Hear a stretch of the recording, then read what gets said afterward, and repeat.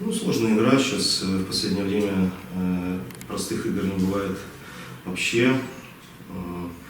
Каждая команда, у каждого может отобрать очки.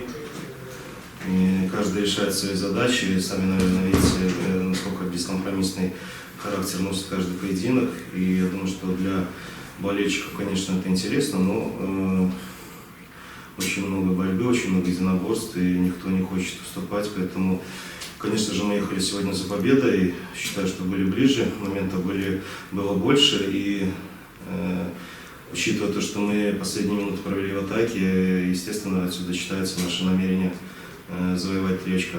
Я думаю, что мы были ближе, но, к сожалению, сегодня ничего. Спасибо. Просто, пожалуйста.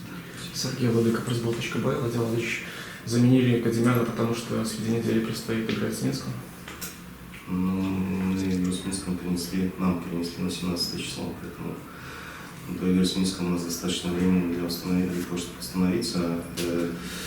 У нас достаточно качественная скамейка, и хотели просто освежить, усилить для того, чтобы добиться положительного результата, то есть победы. Спасибо. Вообще, почему прежде основной игрок Новоту выходит теперь с заменой последних играх? У него есть последствия травмы, поэтому он где-то сейчас немножко пощадить. Все-таки человек, который играл все игры в основном составе и без замен, поэтому немножко у него там было повреждение, и поэтому такая ситуация. Ну, приехал молодой, который может закрыть на 30 минут эту ситуацию. Оцените игру дебютанта вратаря Макарчика. Очень уверенно, достойно сыграл, дебютировал очень здорово.